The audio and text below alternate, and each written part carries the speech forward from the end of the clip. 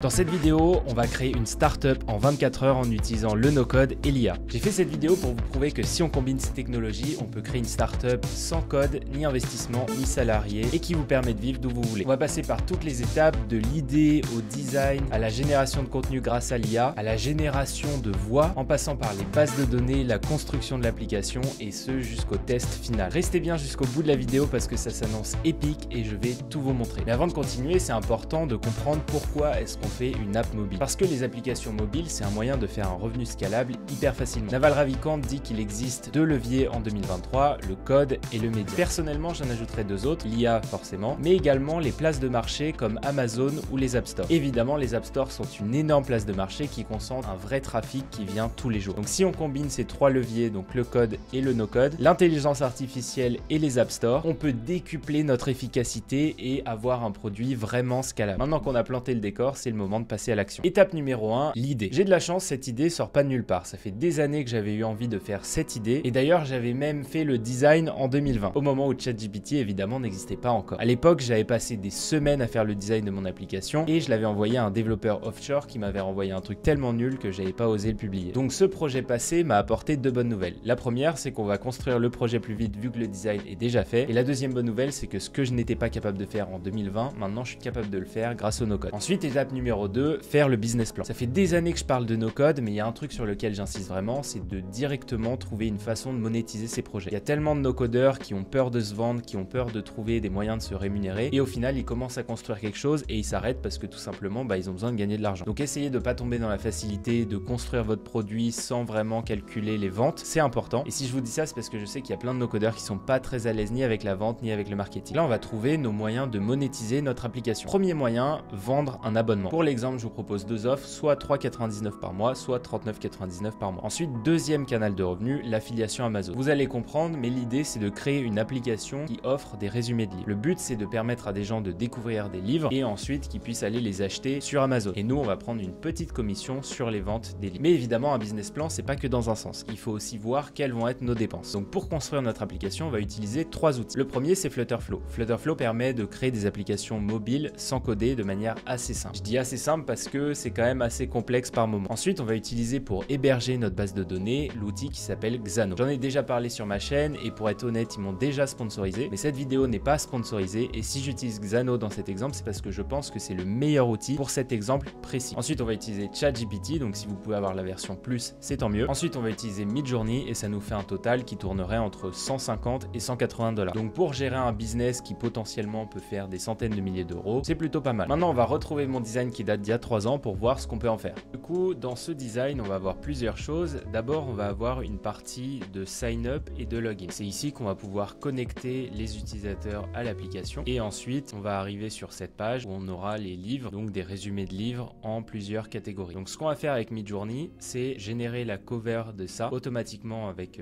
l'intelligence artificielle. Et ensuite, on divisera tout ça, toutes les catégories. Et en fait, la donnée viendra non pas de Flutterflow, mais viendra de Xano. C'est pour ça qu'on utilise Xano dans cet exemple. Donc, on ira chercher le résumé, on va le faire sous forme de petites cartes et ensuite on pourra aussi accéder à la version audio, on pourra accéder à cette page là et ensuite on pourra aussi accéder au réglage du profil.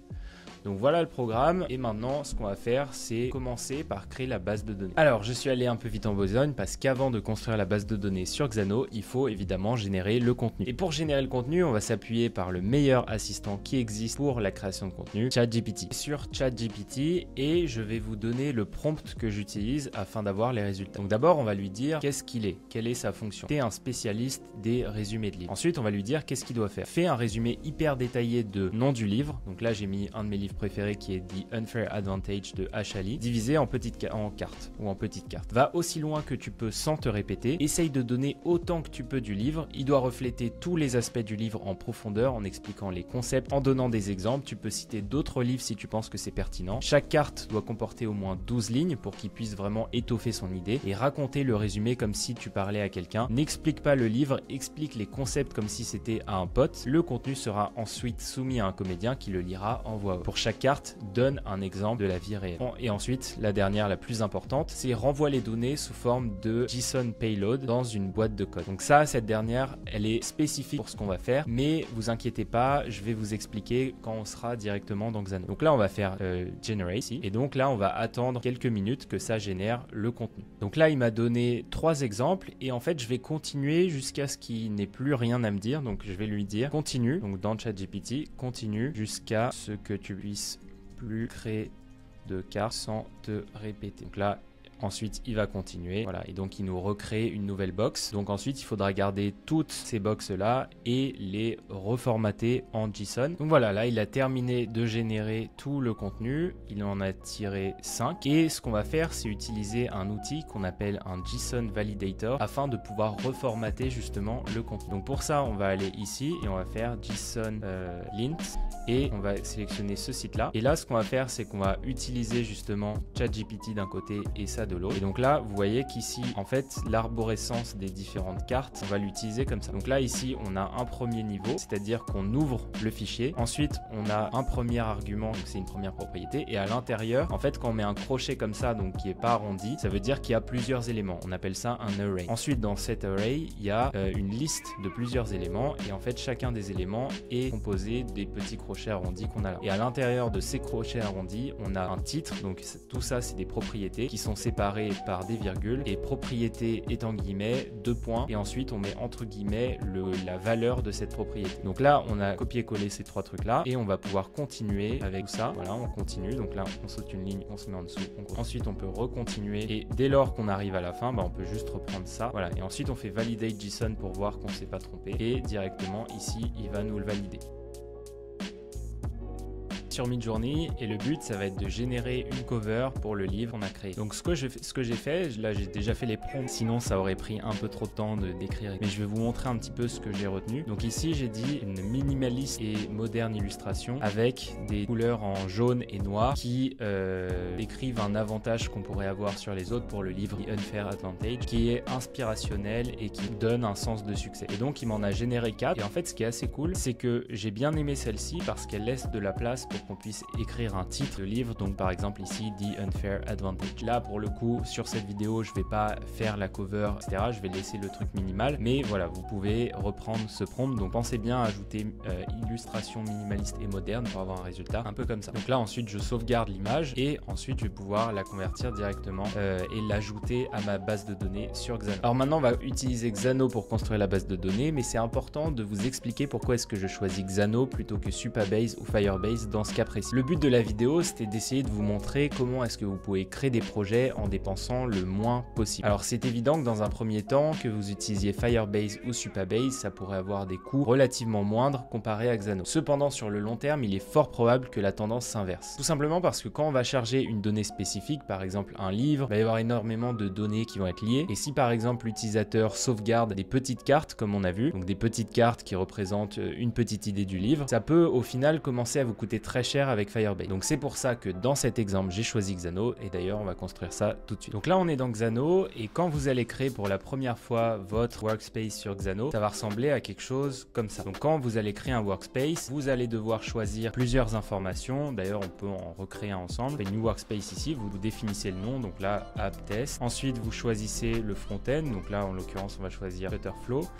Il vous demande si vous voulez importer des données, vous dites non, je commence avec Xano. Ensuite, si vous voulez, vous pouvez avoir différentes databases. Donc là, en l'occurrence, on pourra avoir utilisateur, mais aussi livre, par exemple. Et là, ce qui est important, c'est qu'il vous demande est-ce que vous voulez inclure une database en des call API CRUD. Donc CRUD, c'est ce qui va vous permettre justement d'atteindre la base de données pour soit créer, lire, c'est-à-dire obtenir les informations de la base de données, mettre à jour ou supprimer. Donc là, vous pouvez faire continue, et ensuite, il vous demande si vous voulez d'autres fonctionnalités. Là, vous faites ce que vous voulez là-dessus, et ensuite ça va vous créer un workspace. Et moi ici donc j'ai un workspace, et je vais pouvoir aller dans ce workspace vous expliquer comment j'ai structuré ma base de données. Donc tout se passe ici dans database, et à cet endroit on va pouvoir configurer plusieurs choses. D'abord au niveau de l'utilisateur, on va devoir configurer plusieurs données pour l'utilisateur. Donc là j'ai créé des différentes adresses, j'ai choisi donc le nom de famille, l'email, le mot de passe, ici le prénom, et ensuite j'ai choisi les livres favoris. Donc pour ça j'ai utilisé une fonction qui est un array de de relation. Donc par défaut, quand vous allez créer une relation, vous allez venir ici et vous aurez le choix soit de créer une relation, donc table reference, où vous allez lier une autre base de données avec celle-ci, donc la base de données utilisateur. Par exemple ici on pourrait mettre books, du coup ça fait un lien entre les deux. Et par défaut, si c'est comme ça veut dire qu'on peut en choisir qu'un seul. Donc là on peut en choisir un et sinon voilà, il n'y a pas d'autre choix. Et si on veut en mettre plusieurs, on fait change type ici et on fait list. Et à ce moment-là, on n'aura plus un seul élément, mais on ouvrira une nouvelle fenêtre où on pourra ajouter plusieurs lignes. Donc c'est comme ça que ça structure. Donc ici j'ai ajouté un array justement des livres qui ont été ajoutés aux favoris, des livres qui ont été lus, le livre en cours de lecture, etc., etc. Et donc nous, ce qu'on va faire, c'est plutôt là sur l'utilisateur, c'est pas très important. Par défaut, il vous met quand même sur l'utilisateur le mot de passe et l'email qui sont des composantes essentielles pour accéder justement à tout ça. Et ensuite ici, il y a tout ce qui est lié aux données et aux livres. Ici, ce qu'on va faire, c'est que les cartes qu'on vient de générer dans ChatGPT, soit on peut les utiliser au format JSON brut, donc comme ça, juste on upload, il y a une propriété qui s'appelle JSON ici, donc voilà, on descend là, on peut uploader un JSON comme ça, ou alors on peut faire une relation et diviser toutes les cartes. Dans tous les cas, ça change pas grand chose, c'est juste comment vous préférez faire le tri entre les deux. Moi, j'ai tendance à dire qu'il vaut mieux faire un array et lister toutes les cartes dans une base de données séparée si vous voulez les réutiliser de manière indépendante. Mais si vous voulez pas les réutiliser, juste les accéder par ici, vous pouvez utiliser juste un JSON comme ça. On a uploadé la cover et on a uploadé l'audio. Restez bien jusqu'à la fin parce que je vais vous montrer comment on fait ça. Donc là, on a notre livre et maintenant, une fois que c'est fait, on va aller dans API ici. Dans API, c'est là où on va voir tous nos endpoints pour justement accéder aux informations de l'utilisateur. Donc il y aura un ici call API login, un call API sign up. Donc ça va permettre aux utilisateurs de créer un compte, de se connecter et ensuite ici on va pouvoir aller chercher tous les liens. Donc ça c'est pour la première partie sur Xano et maintenant on passe à Flutterflow.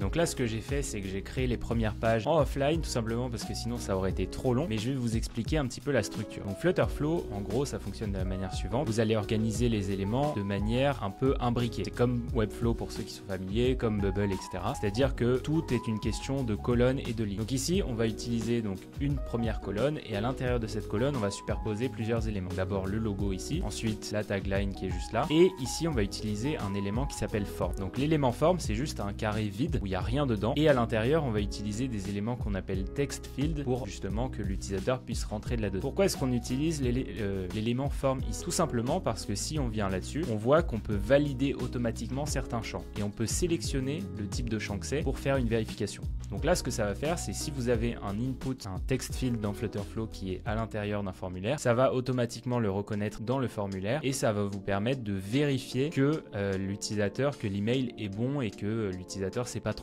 Ensuite, vous allez pouvoir utiliser le mot de passe, le prénom et le nom, donc demander ces 4 données. Et dès lors qu'on a fait ça, on peut ensuite aller tester le call API. Donc ça, on fera ça tout à l'heure. Avant ça, je vais aussi vous montrer le login. Donc ça, c'est à peu près la même chose, sauf qu'ici, on a la connexion. Et donc, pour faire ce premier call API, on va aller directement ici. Donc ici, on voit qu'on a la capacité de créer des call API. Ces call API vont nous permettre d'atteindre la base de données sur Xano grâce à une URL. Donc ici, il y a une URL de base qu'on va pouvoir définir pour tout le groupe. Donc ici, j'ai Xano authentification et il y a deux actions à l'intérieur, donc il y a le sign up et le login. Ces call API n'ont pas besoin de mot de passe, c'est-à-dire que vous pouvez les atteindre, même vous depuis votre navigateur, etc. Vous pouvez atteindre cette base URL et créer un compte. Donc ici, ce qu'on va faire, c'est que au niveau du sign up, donc là on descend, on va créer ce qu'on appelle un call API. Donc il y a 4 types de call API. Il y a get pour recevoir des données, post pour envoyer ou créer des données, donc des nouvelles lignes dans la base de données, delete pour les supprimer, put et patch. Alors je sais plus lequel, mais il y en a un c'est pour modifier et l'autre pour remplacer. Et donc à l'intérieur de ces call API, ici, vous pouvez ajouter ensuite un endpoint. Et donc si on retourne dans Xano, les endpoints, ça va être des endroits qui vont nous permettre justement ici, vous voyez, c'est exactement la même structure. Il y a des posts, etc. Et ça nous permet justement d'atteindre ça. Donc ici sur Flutterflow, j'ai automatiquement créé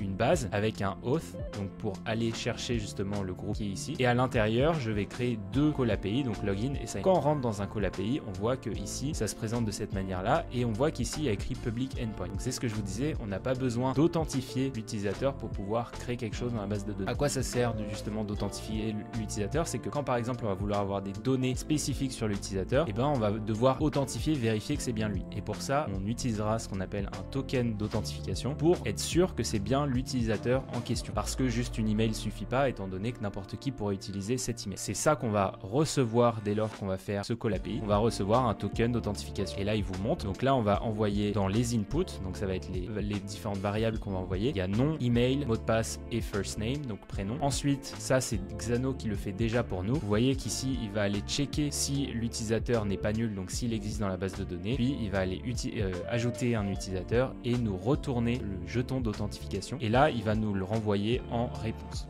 D'ailleurs, on peut tester directement là, mais nous, on va le faire depuis Flutterflow. Donc là, ici, dans Flutterflow, on voit qu'au niveau du sign-up, on envoie ici un JSON. Donc, c'est le même format que ChatGPT nous avait généré. Et comme je vous l'avais dit, ici, on a 4 propriétés et 4 valeurs différentes. Ces valeurs-là, elles sont dynamiques et en fait, elles viennent directement de Flutterflow. Donc, elles viennent des champs qu'on a vus juste ici. Donc là, sur sign-up, voilà, ces 4 variables viennent de cette page-là. Et quand on va cliquer ici sur commencer l'expérience, on va envoyer ces 4 variables au call API à l'adresse justement qui a été définie juste ici, voilà, dans ce groupe-là, sign up. Et là, on envoie les données. Et ici, c'est pour ça qu'il faut définir aussi, non seulement dans le body ici, les 4 variables et dire ce que c'est. Donc, il y a plusieurs types de données, que ce soit juste une phrase, enfin, juste des strings, donc de lettres et de chiffres, etc. Soit un chiffre entier, soit un chiffre décimal, soit une condition oui, non, un payload de JSON, une URL d'image, URL vidéo et URL audio. Donc là, on a défini ces 4 données et si on va dans notre action directement là, on peut aller sélectionner ici et on fait donc une première action, on valide le formulaire. Donc pour ça, on vient ici, on fait add action et on peut rajouter validate form. Donc pensez à utiliser la barre de recherche, ça va plus vite. Et ensuite, back and call et on va envoyer nos données. Donc première variable ici, ça va être widget state et ensuite du coup, on vient chercher widget state, c'est les éléments qui sont sur la page. Donc ici, on vient chercher le nom envoyé dans la variable nom. Ensuite, first name, on vient chercher le prénom, etc., etc. Du coup, là, une fois que c'est fait, on va dire que en fonction du résultat, on va avoir 2 scénarios. Donc, soit l'API qu'on va appeler sur Xano nous dit « Ouais, ok, c'est bon, c'est validé, c'est inscrit ». À ce moment-là, on va recevoir en retour un token d'authentification. Donc là, le token d'authentification qu'on va recevoir. Et sinon, on va montrer une snack bar avec $.message. En gros, ça va nous permettre d'aller chercher le message d'erreur qui est renvoyé par Xano pour afficher quel est le message. Parce que ça peut être l'utilisateur a déjà un compte et c'est pas le bon mot de passe. Voilà, il y a plein d'erreurs possibles, donc là ça va permettre d'afficher le bon message d'erreur. Et une fois que c'est fait, donc que ça c'est un succès, on stocke le token d'identification dans le téléphone. Pour ça on utilise ce qu'on appelle des app states qui nous permettent de stocker localement dans le téléphone des données et ensuite on va à la page d'accueil. Donc ça c'est pour le sign up. Pour le login c'est grosso modo la même chose, on vérifie si le login est bon, ensuite sinon on affiche le message d'erreur et sinon on remet un token parce que c'est un token qui est rafraîchi et ensuite on va à la home page. Voilà, donc ça c'est pour la partie sur le login et le sign up. Maintenant on va passer à la home page. Maintenant on est sur Flutterflow et on va voir comment est-ce qu'on va pouvoir envoyer de la donnée directement sur notre Canva. J'ai fini le design, je l'ai fait hors ligne parce que ça prend un peu de temps et donc l'idée c'est d'aller chercher les données sur Xano et de les faire arriver jusqu'ici. Donc pour vous expliquer un petit peu comment j'ai fait ma structure de page, ici on a une ligne avec 2 éléments, une image et un icône pour une barre de recherche. La barre de recherche on la fera pas parce que ça va prendre trop de temps. Ici on a une colonne dans un container et à l'intérieur de ce container donc il y a une colonne avec un texte et ensuite il y a ce qu'on appelle une list view, c'est-à-dire une liste avec plusieurs éléments. À l'intérieur il y a une colonne avec un container qui contient uniquement une image, ici un texte pour le nombre de cartes et ici un peu la catégorie à laquelle ça appartient. Ici il y a les nouveautés, donc nouveautés ici ça va être ceux qui ont été en gros ajoutés aux favoris, ici ça va être ceux qui ont été le publiés en dernier et ici ça va être les plus populaires, donc ceux qui ont été le plus ajoutés aux favoris. Donc là maintenant on va retourner dans Xano ici et ce qu'on va pouvoir faire c'est créer, soit on crée un nouveau API groupe si on veut, ça c'est si on a envie de séparer ou alors on peut faire juste familles différentes. Donc là ce que je vais faire c'est je vais ajouter un API endpoint, ensuite je vais aller chercher dans livre et là je vais faire get books parce qu'à chaque fois on va avoir plusieurs livres et l'action pour recevoir des données c'est get.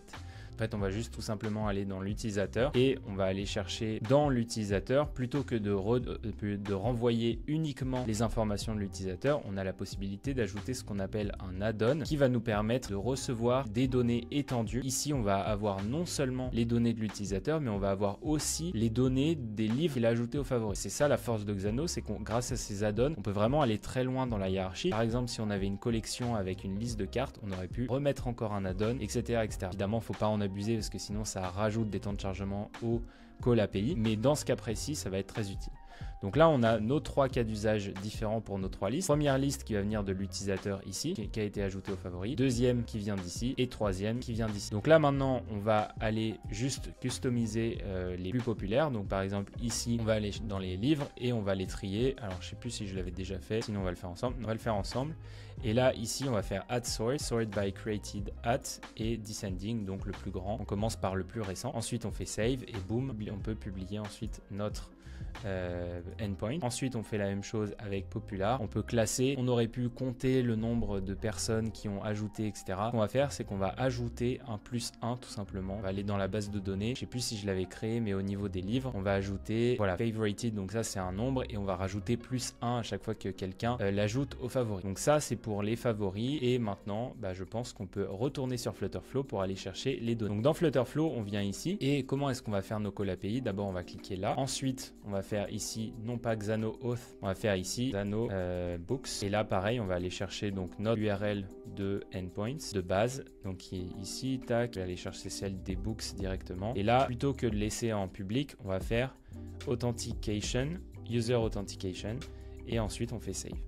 Et là, ensuite, on peut publier, on fait publish et c'est publié. Maintenant, on va copier le endpoint URL qu'on va venir mettre juste ici. Et là, évidemment, il faut qu'il y ait un token. Donc, comment est-ce qu'on fait pour authentifier l'utilisateur et lui permettre d'accéder justement au livre? Et bien pour ça, on va utiliser évidemment un header. Donc d'ailleurs, oui, ici, j'ai mis books. J'aurais pu en mettre d'autres. Pour l'instant, on va laisser books comme ça. Non, on va mettre books dans un truc séparé. Donc on va juste laisser ça comme ça. Add group. Et là, à l'intérieur, on va faire get / Là, on va copier books. Books. Et là, du coup, on va faire recent books. Voilà, comme ça. Donc les livres qui sont récents. Et du coup, à l'intérieur, on pourra faire passer ces paramètres. Donc ensuite, pour aller chercher les éléments, on n'a qu'à faire cet élément ici. Donc on fait passer le token dans les variables. Donc ici, on fait token et on vient chercher le token d'authentification ici. Et donc comme ça, automatiquement, on va pouvoir aller chercher les livres. Donc là, ensuite, ce qu'on va faire, c'est une fois qu'on a notre token, on va pouvoir aller tester, voir si ça fonctionne. Là, on va pas tester tout de suite. On va juste aller sur cet endroit ici, donc au niveau des nouveautés. Et là, au niveau de la liste view, ce qu'on va faire, c'est ici, on va faire add backend query. Là, on fait API call et là, on vient chercher les Xano Books. Et on vient dans recent books ajouter notre variable. Donc la variable qu'on doit envoyer, c'est le token qu'on a stocké dans l'application, donc au niveau AppState, le token. Et là, automatiquement, on va pouvoir recevoir les données. Pour recevoir les données, il suffit ensuite de générer les enfants de la variable. Donc, c'est-à-dire, ici, on a l'équivalent de une seule donnée. Donc, il faut que ça soit transformé en liste. Donc, pour ça, on va faire book. Et là, on va faire ici recent book response, JSON path. Donc là, ici, on met juste $1. On fait confirmer et ensuite, on fait confirmer ici. Et boum, on a tous les éléments qui viennent les uns à côté des autres. Donc là, cette colonne, on va séparer de 10 pixels pour pas que ce soit collé. Et vous voyez qu'automatiquement, ici, on a fait notre list view. Seule chose à faire ici, c'est plutôt au niveau du container. On va pas mettre 20 de ce côté-là, sinon ça fait un truc un peu bizarre. Donc on va juste laisser ça comme ça. Voilà, donc là on a nos différents livres qu'on a appelés et ensuite on va pouvoir aller chercher les données une par une en utilisant un truc qui s'appelle le JSON path. J'en parle dans ma formation un peu davantage, mais en gros l'idée c'est de récupérer chacune des données de notre fichier JSON pour les afficher ici. Donc là je vais vous donner par exemple un exemple ici. Ça va être typiquement d'aller chercher l'image. Donc ici, on va faire path, on vient chercher dans le livre et là, on vient chercher l'équivalent de cover et je crois .url parce que en fait, dans la cover, il y a plusieurs données et nous, on vient chercher l'URL. Donc voilà comment ça se présente. Maintenant, une fois qu'on a construit toute notre application, on va pouvoir aller sur le book page et là, en fait, on va devoir passer les données d'une page à une autre. Comment est-ce qu'on fait ça? Tout simplement, dès lors qu'il va y avoir un clic au niveau de cet élément ici. Donc là, au niveau de ces données-là, on va pouvoir venir cliquer sur l'élément colonne et ici au niveau du clic, on va faire add action et là on fait navigate to pour aller à une autre page, book page. Ensuite, on fait allow back navigation parce qu'on peut revenir à la page d'avant et ensuite, ce qu'on va faire, c'est faire passer justement les éléments. Et nous, ce qu'on va faire passer justement à la page d'après, c'est un élément de JSON, puisque on vient de recevoir un JSON. Donc là, on vient mettre JSON comme ça, et là, on va faire le book. Donc en fait, on passe une donnée d'une page à une autre. Donc on la prend de la liste pour l'afficher directement sur cette page. Et on fait pas une liste parce qu'il n'y en a qu'un, on fait confirmer. Et là, directement dans les paramètres, on va passer une page, donc book item. Là, on fait JSON path et on laisse ça comme ça, confirmer. Et ensuite, on peut valider, l'action est déjà terminée. On peut aller à la page suivante et là, à partir de cette page-là, par exemple ici, on pourrait venir dans le book, donc là qui est sélectionné, JSON path, et là, on vient chercher par exemple name. Donc voilà, là je vais faire tout ça en hors ligne et on se retrouve à la fin. Voilà, maintenant qu'on a fait tout ça, on peut aller tester pour voir si tout notre travail fonctionne. Et donc pour ça, on peut aller ici sur l'email. Donc on va mettre un email. Voilà, je crois que je ne l'ai pas utilisé celui-là. Ensuite, on met un mot de passe, un prénom, un nom. Ok, ensuite on fait commencer l'expérience. Et là, boum, directement on arrive. Vous avez vu que le chargement est assez rapide parce qu'il y a quand même 100 livres à l'intérieur. Bon, évidemment, il n'y a pas toutes les cartes sur chacun des livres, hein. J'ai juste pris une base de données que j'avais trouvée. Et donc là, on a notre fameux livre qu'on a pu retrouver. Ici, il n'y a pas encore de livre sur la liste de lecture et j'ai pas mis de conditions parce que ça m'aurait pris beaucoup de temps. Mais au niveau des nouveautés ici, on peut cliquer sur le livre. Donc on a tous les détails, etc. On peut l'acheter sur Amazon, ça va ouvrir une nouvelle page. Et ici, on peut jouer entre cards et audio. Donc si on est sur les cards, on peut les scroller, voilà, voir tout le contenu. On pourrait même ajouter une fonctionnalité pour sauvegarder une carte, etc. Et ensuite, quand on va sur l'audio, on peut tout simplement écouter l'audio.